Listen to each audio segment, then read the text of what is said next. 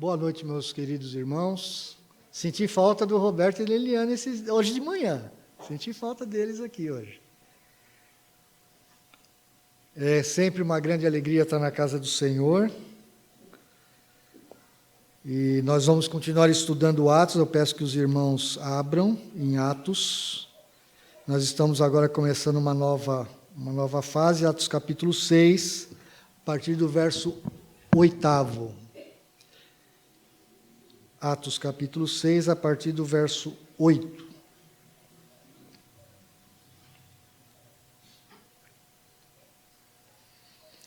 Eu vou ler o texto, os irmãos me acompanhem. Estevão, cheio de graça e poder, fazia prodígios e grandes sinais entre o povo. Levantaram-se, porém, alguns dos que eram da sinagoga chamada dos libertos, dos cireneus, dos alexandrinos e dos da Cilícia e Ásia, e discutiam com Estevão. E não podiam resistir à sabedoria e ao espírito pelo qual ele falava. Então subornaram homens que dissessem: temos ouvido este homem proferir blasfêmias contra Moisés e contra Deus. Sublevaram o povo, os anciãos e os escribas, e investindo o arrebataram, levando-o ao sinédrio. Apresentaram testemunhas falsas que depuseram: este homem não cessa de falar contra o lugar santo e contra a lei, porque o temos ouvido dizer que esse Jesus, o Nazareno, destruirá este lugar e mudará os costumes que Moisés nos deu.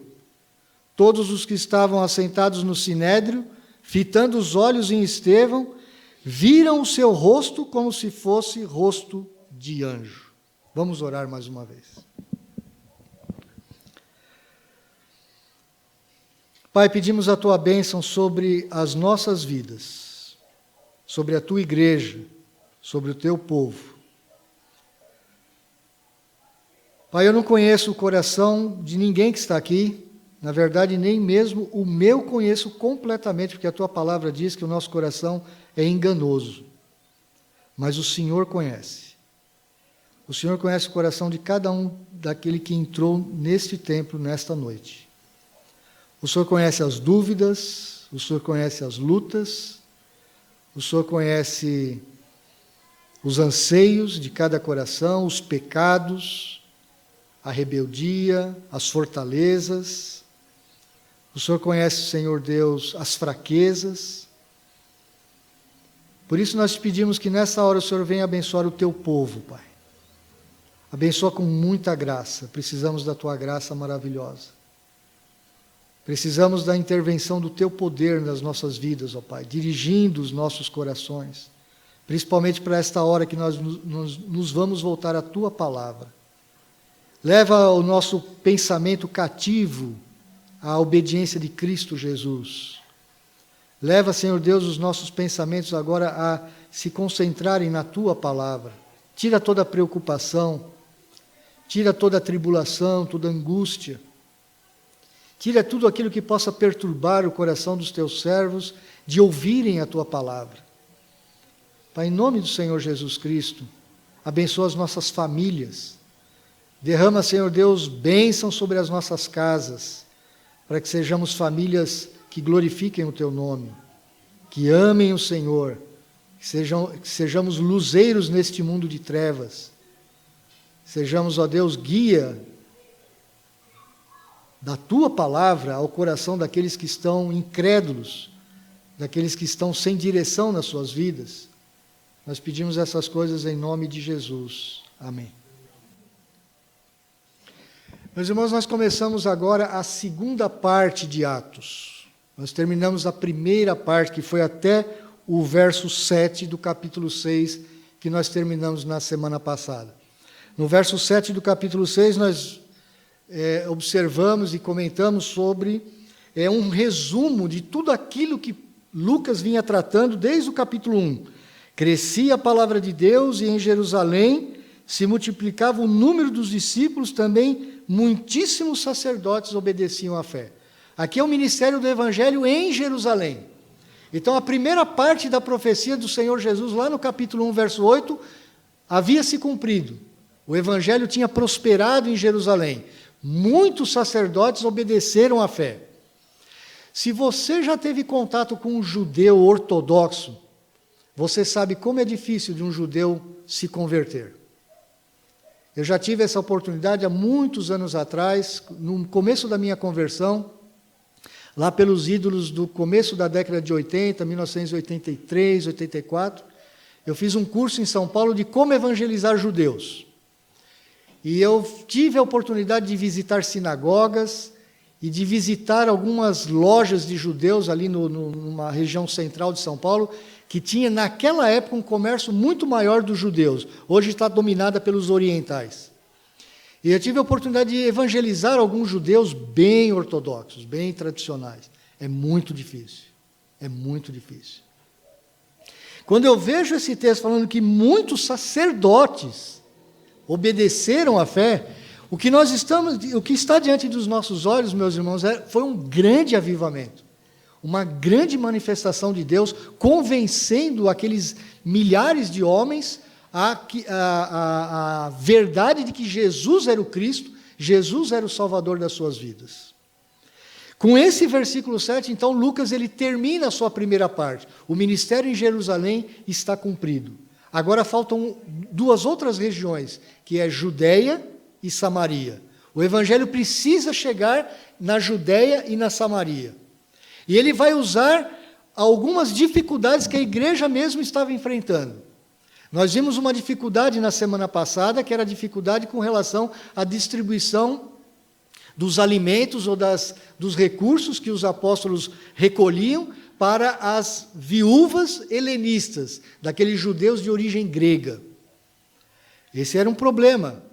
E por causa daquele problema foram levantados 7 homens cheios do Espírito Santo, cheios de graça, escolhidos pela Assembleia da Igreja, para liderarem uma equipe que não era exatamente uma junta diaconal, mas uma equipe que estaria ajudando os apóstolos na administração dos recursos e estaria abençoando aqueles que precisavam.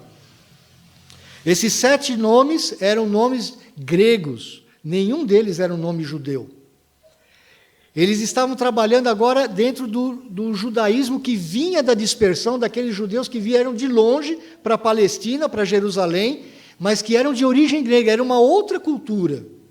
E embora eles conhecessem a lei, eles conhecessem toda a religião judaica, mas eles foram formados muitas vezes numa outra cultura. Muitos deles falavam outras línguas, o grego principalmente, que era uma língua universal, como o inglês hoje.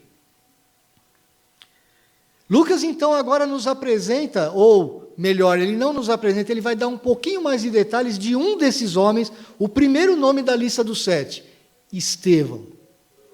E com este nome, eu quero falar para os irmãos hoje a respeito das marcas da graça de Deus nas suas testemunhas. Quais são as marcas da graça de Deus na vida de um testemunho de Cristo, ou de uma pessoa, de uma mulher, de um jovem, de uma criança, que é testemunha de Cristo? Quais são essas marcas? Eu pergunto para você, o que caracteriza um cristão? Será que o que caracteriza um cristão é como muitos hoje pensam, porque aquela mulher lá, ela é crente, porque ela veste saia comprida, ou ela deixa o cabelo bem comprido, e ela veste umas roupas assim um pouco diferentes das roupas da maioria das outras mulheres, aquela mulher deve ser crente. Será que é isso a marca de um crente? Ou o crente é aquele que sempre tem que ter o cabelo cortadinho, baixinho, como o meu, assim, né? Se tiver um cabelão comprido, será que é crente mesmo? A gente tem muito dessas coisas, a gente quer ter uma marca exterior na vida das pessoas que a gente possa dizer, esse é crente, por causa que ele se veste daquela forma, ele tem um comportamento, uma cultura, ou ele é muito religioso. Olha, aquela pessoa é muito religiosa. Ele está na igreja todo domingo, ele dá o dízimo todo domingo. Ou ele canta no coral, nós não temos coral aqui, ou ele canta na equipe de louvor. Então ele deve ser crente, porque ele faz alguma atividade dentro da igreja. Nós muitas vezes nos enganamos com alguns estereótipos, algumas ideias que nós criamos a respeito do que é ser crente. Mas Estevão diz, no texto anterior que nós estudamos na semana passada, que os 12 convocaram a comunidade dos discípulos, e ele diz no verso 3. Mas, irmãos, escolhei dentre vós 7 homens de boa reputação, cheios do Espírito e de sabedoria. Então, nós sabemos que Estevão, ele era um homem de boa reputação, cheio do Espírito e cheio de sabedoria. A característica cheia do Espírito ela é importantíssima, porque nós estamos falando no livro que fala do Espírito Santo. Nós estamos na era do Espírito, a igreja vive a época do Espírito. Estevão era um homem cheio do Espírito Santo, mas também não era só um homem cheio do Espírito, ele era um homem cheio de sabedoria. Quando você ouve a palavra sabedoria, o que você lembra? Eu já logo me lembro dos livros de sabedoria do Antigo Testamento.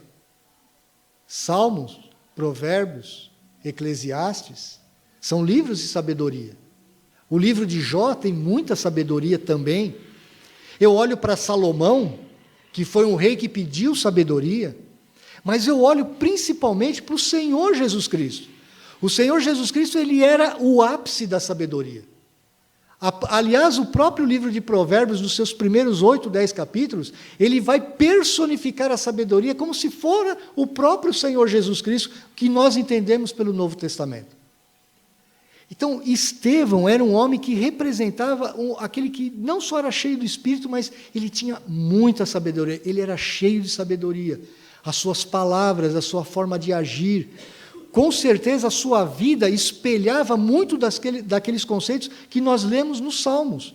Lembrem-se, os irmãos, que nesse momento a igreja não tinha o Novo Testamento, ela só tinha o Antigo Testamento, e na maioria das vezes de forma oral. Eles guardavam o Antigo Testamento na mente, porque não tinham livros, as pessoas não tinham uma cópia do Antigo Testamento nas suas casas. A única cópia do Antigo Testamento ficava no templo, e o sacerdote lia aquela cópia do Antigo Testamento, vez ou outra, ao longo dos cultos da semana. Aquelas pessoas ouviam a lei, guardavam a lei, e como era uma sociedade oral, uma sociedade que transmitia os seus conhecimentos, não muito pela escrita, mas mais pela verbalização, elas guardavam muitas coisas dentro das suas mentes, diferente da nossa sociedade hoje. Quanto mais a sociedade se torna tecnológica, através de escrita, de documento, quanto mais dependente de documentos, mais difícil fica da gente guardar informações. É interessante isso. Algumas comunidades hoje existentes na Ásia ou até mesmo na África, eles passam informações de uma geração a outra através da boca, informação oral. Eles não têm escrita, eles não têm nada escrito, mas eles passam aquelas informações com uma precisão extraordinária. As pessoas guardam coisas assim muito grandes dentro da mente. Eu tive um professor no seminário, falecido ano passado, ele faleceu com quase 90 anos, ele tinha uma memória assim absurda. Ele guardava, por exemplo, algumas poesias de Castro Alves, ele guardava inteirinha. E a poesia de Castro Alves não é uma poesia de 1 ou 2 folhas, não. Eu estou falando de poesia de 100, 150 folhas. Ele guardava tudo na sequência certinha, porque ele foi treinado. Aqueles irmãos, eles tinham esse Antigo Testamento na mente. Estevão era um homem assim. Ele era cheio de sabedoria porque ele tinha a palavra não só na sua mente, mas ele colocava a palavra em prática no seu dia a dia. Essa é uma grande característica de uma testemunha de Jesus. Nós nos lembramos muitas vezes de Estevão como o primeiro mártir. E é verdade, ele é considerado o primeiro mártir da igreja cristã. Foi o primeiro que morreu por causa da sua fé. Estevão. Mas não só por isso. Ele não deve ser lembrado só por ter sido o primeiro mártir. Tem muito mais coisas que Estevão está nos representando aqui. Veja bem o verso 8. Estevão, cheio de graça e poder, fazia prodígios e grandes sinais entre o povo.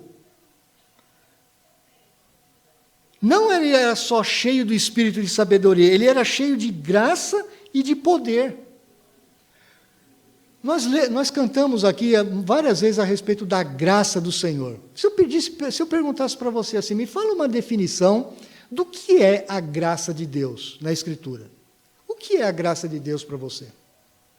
Muitas vezes as pessoas falam assim, é o favor imerecido de Deus. É uma parte da verdade, mas não é toda a verdade. A graça é a disposição do coração de Deus em direção a nós pecadores. Quando Ele nos enche de bênçãos, quando Ele nos enche de riquezas, principalmente do conhecimento dEle mesmo. Essa é a maior definição de graça que nós temos. É quando o coração de Deus se dispõe a ir em tua direção e te abençoar, e se revelar para você. Diz o texto que Estevão, ele era cheio de graça. Ele era muito parecido com o próprio Senhor Jesus Cristo. O Senhor Jesus também foi designado como cheio da graça. Estevão era cheio de graça. Ele era cheio de poder porque Lucas, ele sempre está associando o poder com a vida do Espírito. Se alguém é cheio do Espírito, essa pessoa também tem poder. Poder na sua oração, poder de viver uma vida que transcende as suas lutas, as suas dificuldades. E mais ainda, o texto diz que ele fazia prodígios e grandes sinais entre o povo. Aqui há uma questão que nós precisamos parar. Nós vemos várias vezes, pelo menos 3 versículos chaves até aqui, que falam que quem executava os prodígios e os sinais eram os apóstolos. Não era toda a igreja. Mas o que acontece no texto anterior? Vejam bem. No verso 6 do capítulo 6. Quando a igreja escolheu aqueles 7 homens, apresentaram-nos perante os apóstolos e estes, orando, lhes impuseram as mãos. Ou seja, aqueles homens, eles começaram a participar do ministério apostólico. Eles não eram apóstolos, mas eles estavam ali para estender o ministério apostólico. Por isso que eu, particularmente, não creio que eles foram os primeiros diáconos. Porque a característica de um diácono não era necessariamente de um pregador da palavra. Estevão era. Filipe, o segundo nome da lista, também foi um evangelista. E isso não é característica de um diácono necessariamente. Não são essas as características que Paulo, quando escreve Timóteo e Tito, vai relacionar com respeito aos diáconos. Por isso que esses 7 homens eu não considero como uma junta diaconal, mas como aqueles que estenderam o ministério apostólico para que eles pudessem organizar outras pessoas que estariam distribuindo os alimentos, que estariam realmente funcionando como os pré-diáconos da igreja. Outra coisa interessante, até agora, nós não ouvimos a palavra cristão em Atos. Essa palavra só vai aparecer em Antioquia. É a primeira vez que os discípulos são chamados cristãos, em Antioquia. O que o Espírito Santo está fazendo aqui, meus irmãos, é preparando a igreja para chegar em Antioquia. Antioquia vai ser a nova base da igreja. Por enquanto é Jerusalém, mas essa base de atuação vai mudar, ela precisa mudar. Porque Jerusalém, os crentes de Jerusalém, eles ainda estavam muito presos à religiosidade judaica. Essa religiosidade judaica precisaria mudar, o foco deveria sair daquele contexto judaico para um contexto gentílico, para as nações, para os outros povos que não tinham nada a ver com o judaísmo. O centro tem que mudar. E as pessoas, muitas vezes, elas ficam confortáveis nos seus bancos, na sua situação, no seu status. A nossa tendência, minha e de cada um dos irmãos aqui, é a seguinte: quando nós atingimos um determinado tipo de conforto, o que a gente chama nas indústrias, ele está na sua zona de conforto. Nós gostamos muito disso, nós estamos na zona de conforto, ou seja, nada nos ameaça. Nada parece tirar aquela nossa segurança, pelo menos aparente. Nós gostamos disso, nós gostamos de nos sentir confortáveis, seguros. Nenhuma ameaça externa nos atingindo. Só que a obra do Senhor, ela implica em riscos. E muitas vezes o Senhor, ele faz alguns movimentos dentro da nossa vida individualmente, da nossa vida como famílias, da nossa vida como igreja, movendo as peças, porque nós muitas vezes ficamos confortáveis. Nós ficamos seguros demais. A igreja de Jerusalém, ela já havia crescido, talvez aqui 15, 20, 25 mil membros daquela igreja, uma igreja enorme. E o Senhor, então, agora começa a fazer algumas mudanças e começa a fazer a partir da vida de Estevão. Estevão fazia grandes prodígios e sinais entre o povo, porque ele recebera o ministério apostólico por causa da imposição de mãos dos apóstolos na vida dele. Filipe também. E por que eles faziam? Porque eles estavam inaugurando uma nova mudança da igreja. Agora a igreja deveria chegar à Judéia e Samaria. Samaria, lembre-se, era aquele local de Israel que ninguém queria saber dos samaritanos. Ninguém gostava dos samaritanos. Era aquele povo renegado. Os judeus não gostavam nem de passar por perto de Samaria. Eles davam uma volta para não passar por meio de Samaria. Mas o evangelho tinha que chegar lá. Veja o que o Senhor Jesus está fazendo. Ele está quebrando as cadeias religiosas. Meus irmãos, nós não podemos nos enganar. O cristianismo não é religiosidade. O cristianismo é uma vida diferente com Jesus. Nós não podemos confundir os aspectos exteriores da religião com o cristianismo. O Senhor Jesus, ele brigou muito com os fariseus por causa disso.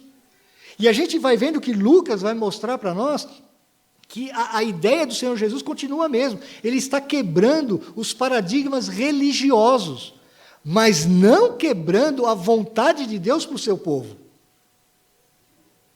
O que acontece quando Estevão está exercendo o seu ministério entre o povo? Ele está fazendo prodígios e grandes sinais entre o povo. Ele está no meio do povo.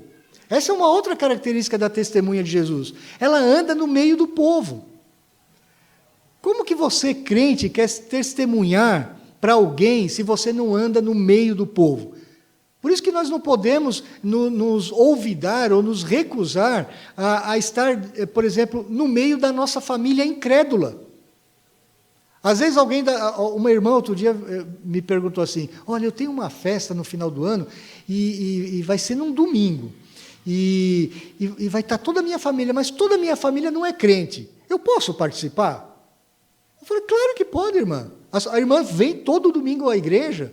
Não é porque um domingo que a irmã vai ter a oportunidade de ter, e é uma festa especial, é uma ocasião especial, não é uma festa qualquer, corriqueira, a irmã vai ter oportunidade de estar no meio da sua família incrédula, e a irmã vai poder testemunhar do seu amor, da graça de Deus na sua vida. Por que não? Como que nós podemos testemunhar do Senhor Jesus se nós não andamos no meio do povo? E Estevão estava fazendo isso entre o povo. A expressão é essa mesmo, no meio do povo. Mas o que acontece quando a luz do Evangelho, que faz parte da natureza de um testemunha de Cristo, quando ela entra no mundo, o que acontece? Acontece um choque. Meus irmãos, nós nunca podemos esquecer de Gênesis. Em Gênesis, logo nos primeiros capítulos, você vai ver duas sementes. A semente da mulher e a semente de Satanás. Abel e Caim. Você vai ver vários personagens do Antigo Testamento que representam as duas sementes.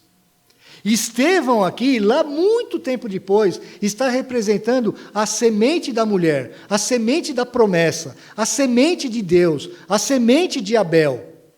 O crente, quando ele testemunha no mundo, ele não pode esperar a aceitação do mundo todo. Não pode, você vai ter que esperar oposição.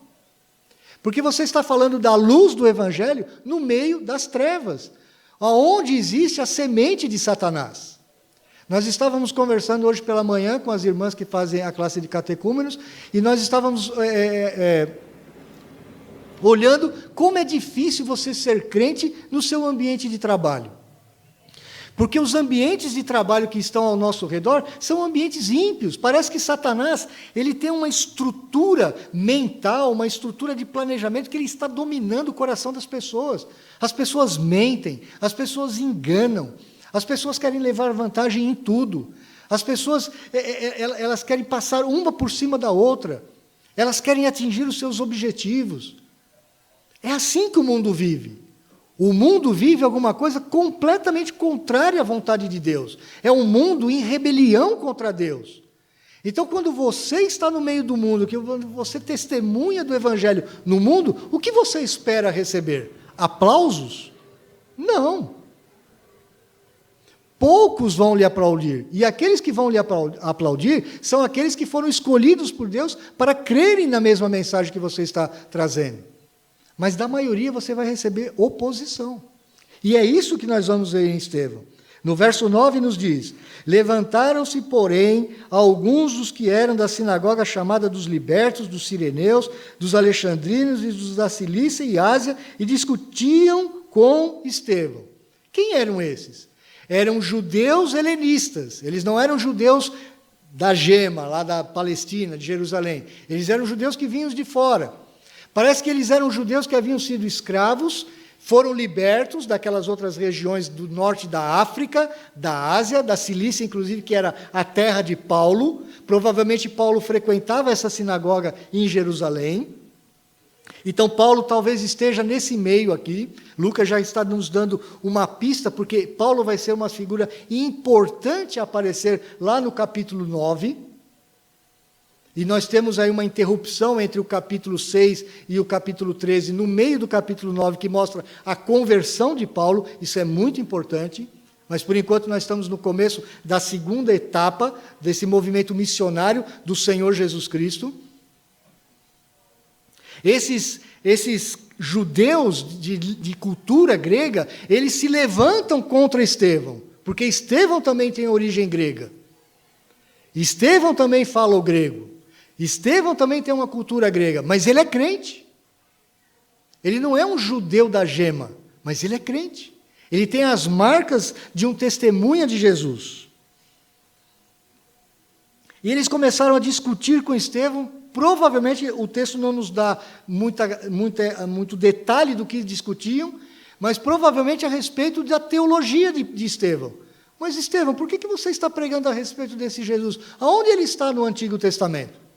Nós não vamos ver hoje, que não daria tempo, mas Estevão vai fazer uma grande defesa da sua posição, uma grande pregação do Evangelho, a partir do capítulo 7, verso 1. Enorme, talvez o maior discurso, a maior defesa que nós temos em todo o Novo Testamento. Então nós vamos verificar que Estevão era um homem cheio da palavra também. Hoje nós não estamos falando sobre isso, mas Estevão sabia do que estava falando. Ele sabia identificar Jesus Cristo em todo o Antigo Testamento. E eles estavam discutindo sobre isso com ele. E olha o resultado, o verso 10. Não podiam resistir à sabedoria e ao espírito pelo qual ele falava. Eles não resistiram à forma como Estevão falava. Estevão cheio do Espírito significa que ele também era cheio da palavra do Espírito. Por isso, eles dizem, não puderam resistir à sabedoria e ao Espírito, ou à sabedoria espiritual, ou ao Espírito que ele falava em sabedoria. Eles não puderam resistir ao conhecimento que Estevão tinha. Não só um conhecimento intelectual, porque os sacerdotes também conheciam o Antigo Testamento. Eles tinham, para você ser um sacerdote, você tinha que decorar o Antigo Testamento. Não era qualquer um que era sacerdote. Você tinha que saber o Antigo Testamento praticamente de cor. Você imagina isso? Hoje a gente fala, quando fala para uma criança, vamos decorar o Salmo 23. Ai, pai, você não decora tudo isso. Todos esses versículos, o judeu antigo decorava, para ser um sacerdote, o Antigo Testamento inteiro. De Gênesis a Malaquias. Você imagina isso?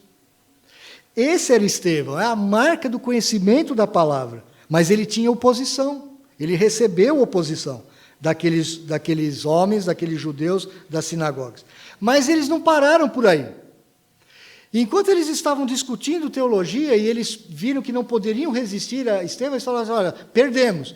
Então a gente tem que fazer alguma coisa um pouco mais grave aqui. E eles aumentam a pressão.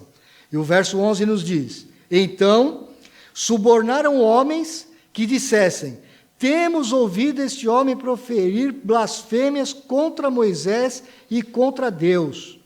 Sublevaram o povo, os anciãos e os escribas, e investindo, o arrebataram, levando-o ao sinédrio. O que eles fizeram? Pegaram Estevão à força, e empurraram, pegaram ele pelo braço, levantaram falsas testemunhas, levantaram um monte de gente dentro do povo, anciãos, vários tipos de classes de pessoas, e levaram Estevão, diante do Sinédrio. Então, através de falsas testemunhas, eles começaram a criar um julgamento falso, através de premissas falsas, para que condenassem Estevão, porque eles sabiam que, por si só, eles não podiam com Estevão. E lá foi Estevão ser apresentado para o Sinédrio. Diz assim o verso 13: apresentaram testemunhas falsas, que depuseram: este homem não cessa de falar contra o lugar santo e contra a lei, porque o temos ouvido dizer que esse Jesus, o Nazareno, destruirá este lugar e mudará os costumes que Moisés nos deu. Meus irmãos, para o judeu, quando eles estão falando, a acusação era: olha, ele tem falado blasfêmias contra Moisés e contra Deus, ou contra o templo ou contra a lei. Era a mesma coisa. Se tinha duas instituições que marcavam o judaísmo, era o templo de Jerusalém e a lei. Duas instituições básicas. Isso aí identifica um judeu. Agora imagina você ser acusado de estar dentro de Jerusalém e falar contra o templo e contra a lei. Isso é uma blasfêmia contra Deus. Essa era a acusação. Mas por que eles fizeram isso? Porque Estevão, ele tinha a mesma mensagem do Senhor Jesus Cristo, a mesma. E o Senhor Jesus Cristo nunca disse que ia destruir o templo. E nunca o Senhor Jesus Cristo se colocou contra a lei. O que o Senhor Jesus Cristo se colocou foi, primeiro, quando ele fala do templo, o que o Senhor Jesus disse a respeito do templo? Ele falou: ó, eu vou destruir esse santuário, que era o corpo dele, e em 3 dias o reconstruirei. Ele não estava falando do templo de Jerusalém. Ele estava falando do seu corpo, da sua ressurreição. Mas o Senhor Jesus já havia dito, profetizado, que o templo de Jerusalém seria destruído. O que aconteceu alguns anos depois. Aqui nós estamos por volta do ano 62, 63. 7 anos depois, aquele templo foi completamente destruído pelo Império Romano. Completamente destruído. Não foi o Senhor Jesus que disse que ele ia destruir o templo, mas ele havia profetizado contra o templo. E por quê? Por que o Senhor Jesus, um pouquinho antes do seu sacrifício de Páscoa, onde ele seria a própria oferta da Páscoa, por que ele entra no templo e ele destrói a mesa dos cambistas? Por que ele faz isso? Porque ele está fazendo uma avaliação do templo, da casa do pai dele. O que o Senhor Jesus está lutando é contra a religiosidade daquele povo. Eles tinham invertido o significado do templo. O templo virou um grande objeto religioso na vida do povo judeu. É aqui que nós precisamos parar um pouco, meus irmãos, e pensar nas nossas vidas do dia a dia. O que você, às vezes, está confundindo com vida cristã ou um objeto religioso da tua escolha? Um templo? Uma forma de se vestir? Uma aparente religiosidade? Nós somos craques em fazer isso. Nós somos especialistas nisso. Mas não é isso que o Senhor Jesus requer de mim e de você. O que o Senhor Jesus requer de mim e de você não é que a gente saia destruindo templo nenhum, não. Não é essa a ideia. Mas que a gente saiba compreender o que é o templo. Porque o grande templo, na verdade, hoje é a igreja. A igreja é o templo. O Senhor Deus agora habita em mim e em você. O Senhor Deus habita na sua igreja. Essa era a promessa desde o Antigo Testamento. Eu vou habitar no meio do meu povo. Eu vou ter comunhão com o meu povo. É isso que o Senhor Jesus estava querendo mostrar à sua igreja.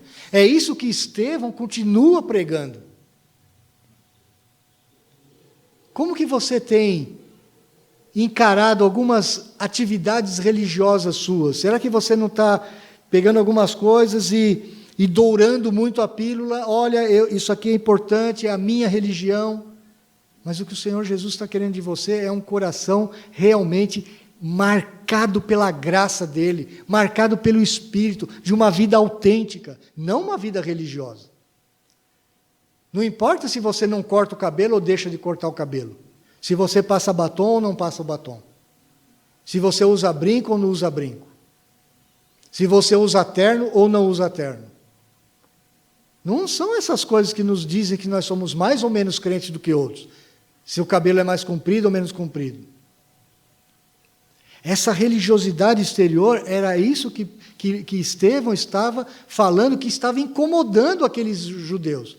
Ele não estava falando necessariamente contra o templo, mas ele estava dizendo aquilo que o Senhor Jesus havia falado. Esse templo vai cair, esse templo vai ser destruído. E foi uma bênção para os judeus isso acontecer. Para que eles pudessem compreender que a habitação de Deus não é numa casa feita de paredes, de teto. A habitação de Deus é dentro do nosso coração. Por isso, onde você estiver, amanhã, segunda-feira, no seu trabalho, na sua escola, indo para o trabalho, indo para a escola, na sua casa, na sua família, você é o templo de Deus. Você é o templo ambulante. Nós somos templo de Deus ambulantes. E também não era contra a lei. O que o Senhor Jesus Cristo sempre lutou foi contra a religiosidade da lei. Aqueles judeus não cumpriam a lei. Eles não obedeciam à lei. Se você olhar o Antigo Testamento, você vai ver quantas vezes Israel foi punido. Várias vezes. Porque eles quebravam a lei. Eles não obedeciam à lei. Agora, como é que nós obedecemos à lei na época do Espírito? Pelo Espírito. É o Espírito que faz você seguir os preceitos da lei. Assim diz Romanos capítulo 8, verso 4. Nós guardamos os preceitos da lei pelo Espírito, não na carne. O que aqueles judeus queriam fazer é usar a lei como um aspecto religioso. Eu vou seguir a lei, eu vou dizer para todo mundo que eu estou cumprindo a lei, para que todos olhem para mim e vejam como eu sou cumpridor da lei. Era isso contra o que Estevão estava lutando, brigando, falando contra, e não exatamente a lei. O próprio Senhor Jesus havia dito, eu não vim revogar a lei, eu vim cumprir a lei. Nenhum i e nenhum tio, quer dizer, eram os menores acentos do alfabeto hebraico, nenhum desses pequenos acentos iam passar da lei. O Senhor Jesus nunca revogou a lei. O que o Senhor Jesus sempre falou foi, vocês vão viver pela lei, mas pelo poder do meu Espírito. Era isso que Estevão estava lutando. A marca de uma testemunha cristã hoje não é ser apegado à religiosidade exterior, mas é ter um coração transformado. Nós cantamos aqui a respeito de como Jesus transforma a nossa vida. Eu quero perguntar para você hoje, como testemunha de Jesus, Jesus tem transformado a sua vida? Jesus tem transformado o seu coração? Jesus tem transformado os seus egoísmos? O seu orgulho, a sua vaidade? Jesus tem transformado o seu coração num coração mais dócil? Você tem cada dia mais um pouquinho sido parecido com o Senhor Jesus Cristo? Perfeito, eu não estou dizendo que você deve ser perfeito como o Senhor Jesus, porque nenhum de nós vai atingir essa perfeição nesta vida. Mas transformação, meu irmão, é uma marca distintiva do cristão. O discípulo de Cristo, ele é transformado pelo Espírito de Deus dia após dia. Essa é uma marca, Estevão estava mostrando essa marca. O aperto agora é maior. Eles são levados, Estevão é levado ao Sinédrio. Eles fizeram a acusação. Olha, esse Estevão, ele tem falado contra o templo, contra Moisés, contra os costumes que Moisés nos deu. É verdade, muitos costumes, não que Moisés havia dado, mas que aqueles fariseus e aqueles saduceus criaram.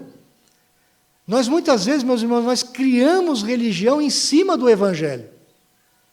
E nós queremos viver pela religião e não, às vezes, pelo Evangelho. Porque a religião, de certa forma, ela nos dá segurança. E o Evangelho, ele não nos dá necessariamente uma segurança física. Porque o Evangelho ele nos leva ao mundo. O Evangelho nos leva a ser testemunha no mundo. A viver um padrão de santidade que o Evangelho mesmo nos traz, que é diferente do mundo. Você é a semente de Abel diante da semente de Caim que está no mundo. Você é a semente da mulher que vai estar no mundo marcado pela semente de Satanás. Então você não vai ter vida boa no mundo, você não vai ter vida fácil no mundo. Você vai ter oposição do mundo. Se você lá no seu trabalho, não importa o que você faz, não importa a sua função, se você é um diretor de uma grande multinacional, se você é um simples funcionário de uma empresa, não importa. Você tem a oportunidade de ali de dar um testemunho, nem que seja simples, da sua integridade como cristão. Se todos à sua volta estão mentindo, você não vai mentir. Se todos à tua volta estão enganando, você não vai enganar. Porque a sua satisfação não está em atingir os mesmos padrões do mundo, mas a tua satisfação está em agradar ao teu Senhor. O Senhor é toda a satisfação da sua vida. Você está satisfeito em Cristo, naquilo que Ele é. Cristo não é só o seu Salvador, Ele é o seu maior tesouro. Você está alegre em Cristo. Quando você está alegre em Cristo, quando Cristo é o maior tesouro da sua vida, você não precisa de mais nada para satisfazer o seu coração. Essa é a marca do cristão. Por isso Estevão estava pronto a morrer. Por isso ele foi o primeiro mártir. Mas nós não somos necessariamente mártires. Nós não vamos ter necessariamente que morrer pelo nome de Cristo, nem pelo evangelho dele. Necessariamente não. Mas testemunhas, isso nós não podemos ser diferentes de Estevão. Você não vai atingir o padrão, talvez, de perfeição que Estevão atingiu naquele momento. Mas o nosso caminho é esse. O caminho para o discípulo de Cristo é esse. O alvo você já sabe onde que tem que chegar. E olha que coisa interessante, o verso 15. Todos os que estavam assentados no sinédrio, fitando os olhos em Estevão, viram o seu rosto como se fosse rosto de anjo. Eu não sei o que é ver um rosto de anjo, porque eu nunca vi um anjo. Mas eu imagino que seja alguma coisa gloriosa. Porque toda vez que você vê um anjo aparecendo para um personagem da Bíblia, aquela pessoa fica espantada, ela teme, porque é muita luz, é muita claridade, é muita santidade. Eu nunca vi um anjo. Mas com certeza era uma experiência que aqueles líderes judaicos estavam tendo, e não era normal. Se você prestou atenção na nossa liturgia, e eu sempre peço para você prestar atenção na liturgia, porque toda a liturgia da igreja presbiteriana é voltada para a palavra, para o centro da pregação. Nós lemos no começo do nosso culto o texto que fala que Moisés, quando recebe a lei da parte do Senhor, ele desce do monte com o seu rosto brilhando. Essa é a ideia. Por que Moisés ficou com o rosto brilhando? Porque o que ele recebeu foi diretamente do próprio Deus, a palavra, a lei. Aquilo era glorioso. A própria presença próxima de Deus em Moisés fez com que o seu rosto se transformasse, a tal ponto que quando ele descia do monte, o povo de Israel que havia ficado lá embaixo não conseguia olhar para o rosto dele. Aquilo brilhava tanto que parecia o sol ao meio-dia, e o sol do deserto. Eles não suportavam olhar para Moisés. Olha que coisa interessante que o Espírito Santo está fazendo aqui. Se Moisés recebeu a lei, ele descia do monte, ele tinha o rosto brilhando, porque ele havia recebido a lei, e Estevão estava com o rosto brilhando, como um anjo. O que significa isso? Que o Espírito Santo está autenticando aquilo que Estevão havia falado. Olha, a obra do Espírito Santo, a época do Espírito que nós vivemos hoje, ela é superior àquela época de Moisés. Moisés recebeu a aliança da lei. Nós estamos agora na aliança da graça, na aliança do Espírito. O Espírito pode nos levar a um padrão de santidade muito maior do que o próprio Moisés experimentou. Olha que coisa gloriosa, meus irmãos. Olha que marca da graça de Deus na nossa vida. Esse é o alvo. Esse é o que nós temos que olhar. Deus pode fazer grandes coisas na nossa vida. Deus pode transformar a nossa vida. A tal ponto, não que hoje o meu rosto, nem o seu, vai brilhar necessariamente. Essa não é a ideia de Lucas aqui. O que ele está querendo nos mostrar é que Estevão, Ele é um protótipo, ele é uma pessoa que não era um apóstolo, que exatamente de tudo aquilo que ele vinha falando desde o capítulo 1, verso 1. Estevão era um homem que foi transformado. A graça do Senhor o alcançou a tal ponto de ele atingir esse tipo de testemunho. Esse é Estevão. Ele não é só para ser lembrado como um mártir, mas ele é para ser lembrado como um homem cheio do Espírito, cheio de graça, cheio de fé. Quando você ouve falar de Estevão, um homem cheio de fé, de quem que você lembra? Abraão. Aquele que confiou em Deus contra todas as circunstâncias. E Estevão, com certeza, estava confiando no Senhor Jesus aqui, porque ele sabia o perigo que ele estava correndo. Tanto é que ele vai ser apedrejado no final do capítulo 7, nós sabemos disso. Ele morre no final do capítulo 7. Ele morre, ele é julgado não exatamente pelos prodígios e milagres que ele fazia, mas pela palavra do seu testemunho. Essa é a tônica do livro de Atos. As marcas de um crente, meus irmãos, são muito diferentes das marcas religiosas do nosso tempo. Eram diferentes na época de Estevão. Aqueles homens que estavam apedrejando Estevão, ou que estavam liderando o apedrejamento, inclusive Paulo estava no meio, eles eram homens religiosos. Paulo era um homem extremamente religioso. Extremamente religioso. Mas não é isso que o Senhor Jesus quer de mim e de você hoje. Quando nós pregamos o Evangelho aqui, nós não estamos convidando você a se tornar uma pessoa religiosa, nunca. Nós estamos convidando você a entregar o seu coração ao Senhor Jesus, que transforma corações, que muda a disposição do coração. A graça do Senhor alcança a nossa vida. Ele muda a forma como eu enxergo o mundo, como eu enxergo o meu casamento, como eu enxergo meus filhos, como eu enxergo a paternidade, a maternidade, como eu enxergo o dinheiro, como eu enxergo férias, como eu enxergo relações trabalhistas, como eu enxergo o meu patrão, como eu enxergo o meu empregado, como eu enxergo aqueles que estão junto a mim, como eu enxergo a minha família. Muda e muda muita coisa. Não importa se você tem o cabelo mais compridinho ou mais curtinho, se você corta baixinho, ou se você tem o cabelo maior, se você passa batom, não passa, se você vai à igreja todo domingo. Não é isso que o Senhor está procurando de você. Ele está procurando de você uma vida transformada a partir do seu coração. E o Senhor, Ele é especialista em mudar as vidas. Ele mudou a vida de Paulo. Ele mudou a vida de Estevão. Ele mudou a vida de centenas, talvez milhares de sacerdotes naquela época. Ele pode mudar a sua vida também. Olhe para o Evangelho, meu irmão. Olhe muito grande, muito alto para o Evangelho. Não se contente simplesmente em saber que você é salvo e você ganhou uma passagem para ir para o céu. Não é isso só que o Senhor Jesus veio nos trazer. Ele não veio nos trazer um bilhete. Olha, César, você está aqui com o seu bilhete garantido, você já está indo para o céu. Não foi só isso. Isso Ele já nos deu, é verdade. Todo crente já tem uma passagem de ir para o céu. E mais ainda, para os novos céus e a nova terra. A ressurreição do nosso corpo já está garantida. Isso é verdade.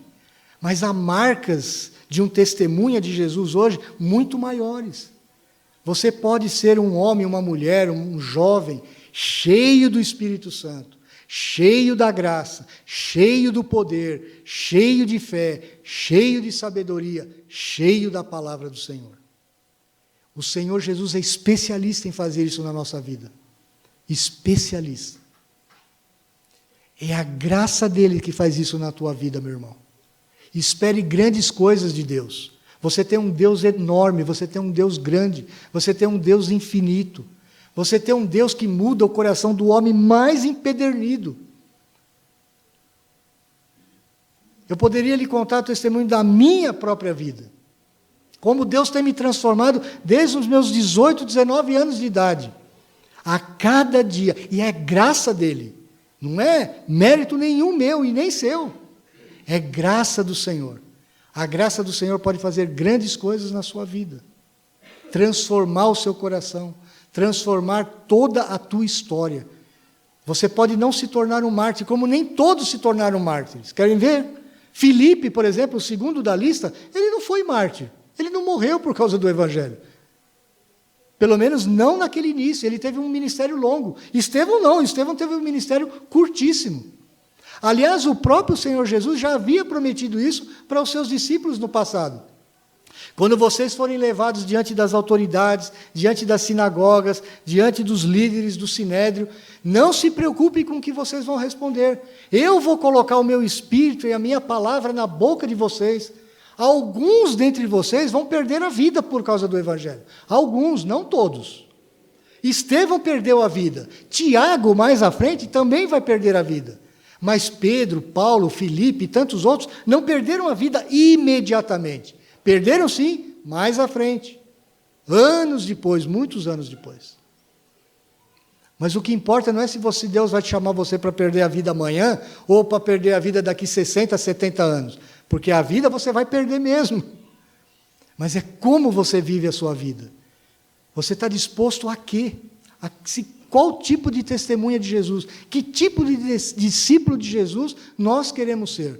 Como igreja cristã no Jardim Fortaleza, que tipo de igreja nós queremos ser? Que características nós queremos ter? Essas são as características de um verdadeiro discípulo de Cristo. Oremos.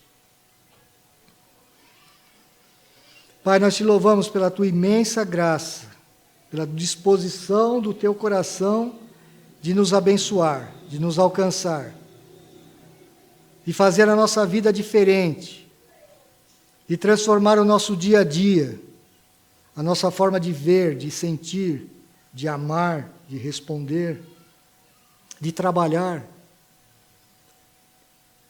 Pai, nós temos uma grande expectativa perante o teu Evangelho, porque o teu Evangelho é glorioso, porque o Senhor é glorioso. O Senhor é cheio de glória, o Senhor é cheio de poder. O Senhor transformou a vida desse homem, Estevão.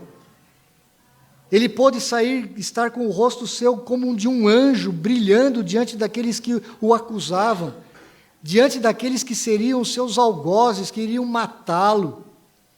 Mas ele deu o seu testemunho. Ele foi o grande mártir. Ó Deus, nós pedimos, tem misericórdia da nossa vida. Dispõe o nosso coração, ó Deus, a temer o Senhor, amá-lo. Dispõe o nosso coração a depender tão somente da graça do Senhor, do poder do Teu Espírito Santo. Aumenta a nossa fé. Pai, muitos de nós estamos abatidos, carentes, Deus, de uma palavra Tua que transforme o nosso coração, carentes do poder do Teu Espírito agindo na nossa vida através do poder da Tua própria palavra, para mudar a nossa história, para mudar, ó Deus, aquilo que vem à frente. Nós queremos ser cheios da graça do Senhor, Pai. Vem, abençoa o Teu povo, abençoa a nossa vida amanhã, quando nós nos levantarmos para tantas atividades que temos, cuidar da casa, cuidar do trabalho, temos chefes, temos empregados, temos tantas coisas nos esperando no dia de amanhã, que seja um dia de alegria, Pai, que seja um dia de transformação, que nós possamos não só crer pela fé, mas sentir a Tua presença conosco. Dá-nos disposição de estudar mais a Tua palavra, de ler a Tua palavra, de depender do Teu Espírito Santo. Ó Deus, o Senhor é tão poderoso, o Senhor fez aquilo na vida de Estevão, e o Senhor fez com que Lucas registrasse tudo isso para o nosso ensino, Senhor. Nós não vamos ser mártires como Estevão foi, nós não teremos os nossos rostos como de anjos nesta vida, talvez não, mas nós podemos ter todas as características de um discípulo do Senhor Jesus Cristo. Deus, abençoa a Tua igreja com esta dádiva dos céus, Pai. Abençoa-nos, ó Deus, com a Tua graça maravilhosa. Nós pedimos isso, em nome do Teu Filho Jesus, porque só por Ele nós podemos ter essa bênção. Em nome dEle, amém.